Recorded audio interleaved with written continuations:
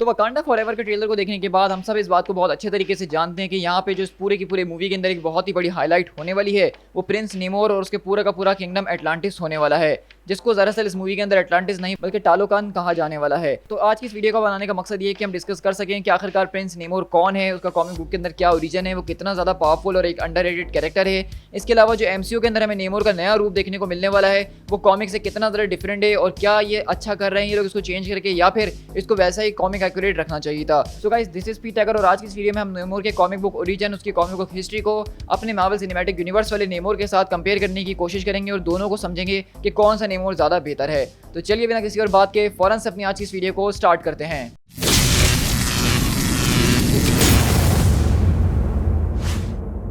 अगर हम नेमोर की कॉमिक बुक हिस्ट्री की बात करें तो ये बात सुन के आपको काफ़ी ज़्यादा हैरानी होगी कि नेमोर जो है मार्वल कॉमिक्स के अंदर पब्लिश होने वाला सबसे पहला सुपर हीरो था, जिसको पूरी की पूरी मार्वल कॉमिक्स में सबसे पहली बार पब्लिश किया गया था टाइमली कॉमिक्स के 1939 के पहले इशू के अंदर, जो कि आगे चल के मार्वल कॉमिक्स कहलाने जाने वाला था। तो एक तरह से देखा जाए तो नेमोर मार्वल की सारी हिस्ट्री के कैरेक्टर्स के अंदर सबसे पहला कैरेक्टर है और ऐसा माना जाता है कि सारी की सारी कॉमिक बुक हिस्ट्री के अंदर यानी मार्वल, डीसी और जितने भी बाकी कॉमिक्स हैं उनके अंदर नेमोर जो है सबसे पहला एंटी हीरो था, जिसका कॉन्सेप्ट मार्वल वालों ने इंट्रोड्यूस करवाया था नेमोर के कैरेक्टर के साथ। इसी के अलावा आपको शायद ये बात भी नहीं पता होगी कि मार्वल के अंदर जो है नेमोर को द फर्स्ट म्यूटेंट के नाम से रेफर किया जाता है। अब आप में से काफ़ी ज़्यादा लोग कंफ्यूज होंगे कि नेमोर पहला म्यूटेंट कैसे हो सकता है, वो तो एपोकलिप्स है या वुल्वरीन उससे भी ज़्यादा पुराना है तो उनको पहला म्यूटेंट होना चाहिए ना। लेकिन नेमोर को फर्स्ट म्यूटेंट उसकी जो है एज के हिसाब से नहीं बल्कि उसकी पब्लिकेशन के हिसाब से कहा जाता है, क्योंकि नेमोर जैसा कि मैंने आपको बताया कि मार्वल कॉमिक्स में होने वाला सबसे पहला कैरेक्टर है जिसको इंट्रोड्यूस करवाया गया था। तो इस हिसाब से वो क्योंकि एक म्यूटेंट भी था तो सबसे पहला म्यूटेंट वही बन गया। इसी के अलावा आप शायद ये बात नहीं जानते होंगे कि नेमोर का पूरा नाम नेमोर मैकेंजी है, क्योंकि इसके फादर का नाम था लियोनार्ड मैकेंजी। अब यहाँ पे हम उसके फादर के ऊपर आ ही गए हैं, हम थोड़े से उसके ओरिजिन को भी डिस्कस कर लेते हैं, जो कि बिल्कुल एक्वामैन जैसा ही है। फन फैक्ट कि यहाँ पे बहुत ज़्यादा लोग ये कह रहे थे कि मार्वल अपना जो एक्वामैन रिलीज करने जा रहा है और ये एक्वामैन की पूरी कॉपी होगी जो कि डीसी का कैरेक्टर है। लेकिन देखा जाए तो यहाँ पे एक्वामैन से पहले जो है नेमोर को इंट्रोड्यूस करवाया गया था कॉमिक्स के अंदर और एक्वामैन जो पूरा का पूरा जो है नेमोर की ही कॉपी था। तो एटलांटिस होना, उसके सारे के सारे ग्रीक गॉड से सारे के सारे कनेक्शन होना, वो सब कुछ जो है नेमोर से कॉपी किया गया था। लेकिन हम यहीं पे अगर नेमोर के ओरिजिन की बात करें तो यहाँ पे कैप्टन जिनका नाम लियोनार्ड मैकेंजी होता है वो एक शिप के अंदर एक पूरे के पूरे क्रू के साथ मौजूद होते हैं, जो कि समंदर के अंदर कहीं पे वाइब्रेनियम को तलाश कर रहे होते हैं। और उस बीच हम देखते हैं कि वहाँ की जो प्रिंसेस फैन होती हैं उनको वहाँ पे भेजा जाता है इन सारे के सारे लोगों से निपटने के लिए, और यहाँ पे लियोनार्ड और फैन का आपस में हो जाता है। उसके बाद एटलांटिस के सारे लोग आके कैप्टन वैप्टन को सबको वहाँ से भगा। लेकिन हम देखते हैं कि प्रिंसेस फैन जब एटलांटिस के ऊपर वापसी जाती है तो वो मिम्बा हो चुकी होती है, और जब वो बच्चा पैदा होता है तो वो बच्चा कोई और नहीं बल्कि नेमोर होता है। अब नेमोर जो है अपने सारे के सारे बाकी एटलांटियंस से काफ़ी ज़्यादा अलग दिखता है, जहाँ पे एटलांटियंस जो हैं वो सारे के सारे ब्लू कलर के हमें नजर आते हैं। यहाँ पे नेमोर का जो स्किन कलर था वो पेल था, यानी कि जिस तरह हम दिखते हैं। उसके अंदर जो कुछ की डिफरेंसेस थे हमसे वो ये थे कि उसके कान जो थे वो एल्फ टाइप के थे, और उसकी वजह ये है कि उसके अंदर गिल्स मौजूद हैं, जिस वजह से वो समंदर के अंदर इन्फिनाइट अमाउंट ऑफ टाइम के लिए रह सकता है। इसके अलावा उसके पैरों के ऊपर तो छोटे छोटे पंख तो आपने देखे ही होंगे, जो कि हमने ट्रेलर के अंदर भी देखे थे। तो ये पंख उसको बेसिकली फ्लाइट की एबिलिटी देते हैं, जो कि किसी और एटलांटियन के पास मौजूद नहीं है। और बताया जाता है क्योंकि यहाँ पे वो सिर्फ एक इंसान और एक एटलांटियन नहीं बल्कि साथ साथ एक म्यूटेंट जीन भी उसके अंदर पाया गया था, तो इसी वजह से उसके पास ये फ्लाइट की एबिलिटी मौजूद है जो कि उसको उड़ने में मदद देती है। इसी के अलावा अगर हम यहाँ पे इसकी पावर्स की बात करें तो नेमोर के पास जो स्ट्रेंथ एक बहुत ही ज़्यादा प्रोपोर्शनल अमाउंट के अंदर मौजूद है।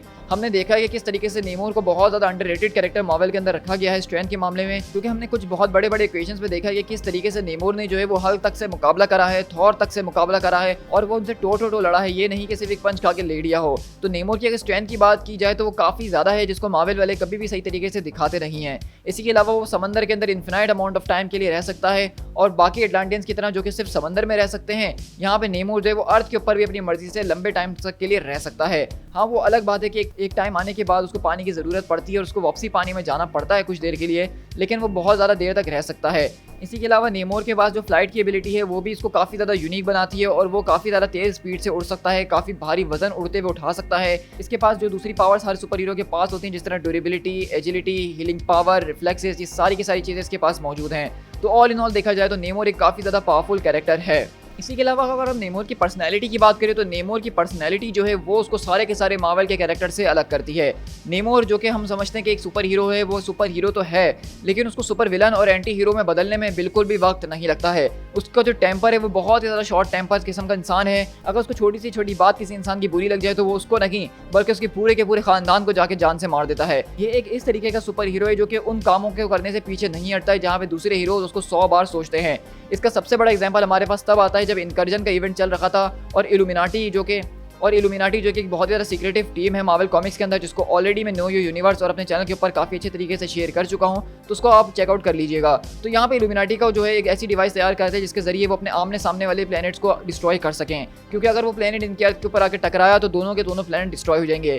लेकिन यहाँ पे इल्यूमिनाटी के सारे मेंबर्स काफ़ी ज़्यादा सख्त दिल रखने के बावजूद भी ये काम नहीं करते हैं। लेकिन वहीं पे नेमोर बिना कुछ सोचे समझे उस पूरे के पूरे प्लैनेट और उसके साथ उस यूनिवर्स को खत्म कर देता है। तो ये कुछ इस तरीके की चीज़ें नेमोर करता है जो कि कोई आम सुपर हीरो करने से पहले सोचे, वहाँ पे नेमोर बिल्कुल भी नहीं सोचता है। और इसी वजह से इसका कैरेक्टर इतना ज़्यादा अटपटा चटपटा और मज़ेदार किस्म का बन जाता है। और मुझे तो पूरी उम्मीद है कि मार्वल सिनेमैटिक यूनिवर्स के अंदर हम जिस नेमोर को देखने वाले हैं वो भी कुछ इसी तरीके का होना चाहिए, तभी जाके मजा आएगा नेमोर के कैरेक्टर को देखने में। अब अगर हमने यहाँ पे नेमोर का जिक्र करा है तो ऐसा हो नहीं सकता कि हम उसके घर यानी एटलांटिस का जिक्र ना करें, क्योंकि एटलांटिस भी मार्वल कॉमिक्स के अंदर होने वाली एक बहुत ही ज़्यादा इंपॉर्टेंट जगह है जो कि through out the Marvel comics एक बहुत ही बड़ी इंपॉर्टेंस रखती है। अब एटलांटिस की अगर ओरिजिन की बात की जाए तो उसके ऊपर मैं अलग से एक वीडियो बना सकता हूँ नो यू यूनिवर्स के अंदर, लेकिन शॉर्ट करके आपको बता दूं कि एटलांटिस कभी समंदर के ऊपर हुआ करता था, एक आइलैंड एक कॉन्टिनेंट हुआ करता था और उसके साथ एक और कॉन्टिनेंट लेमोरिया मौजूद था। लेकिन 21,000 साल पहले जब यहाँ पे सेलेस्टियल का तीसरा होस्ट अर्थ के ऊपर विजिट करने के लिए आया तो वहाँ पे जो डिविएंट्स थे उन्होंने सेलेस्टियल्स के ऊपर अटैक करना शुरू कर दिया और इस गुस्से में वहाँ पे सेलेस्टियल ने पूरे के पूरे उनके आइलैंड लेमोरिया को समंदर के अंदर डुबो दिया। इस इवेंट को कहा गया था द ग्रेट कैटेक्लिज्म। और क्योंकि लेमोरिया और एटलांटिस बिल्कुल आसपास थे तो जैसे ही सेलेस्टियल्स ने लेमोरिया के कॉन्टिनेंट को समंदर के अंदर डुबोया तो उसके साथ साथ एटलांटिस का जो पूरा का पूरा किंगडम था वो भी समंदर के अंदर डूब गया। और तब जाके वो इंसान जो थे उन्होंने अपने आप को चेंज करना शुरू करा मैजिक के जरिए और दूसरी चीज़ों के जरिए, ताकि वो समंदर के अंदर सांस ले सकें। और तब से एटलांटिस ऐसा चलता हुआ आ रहा है।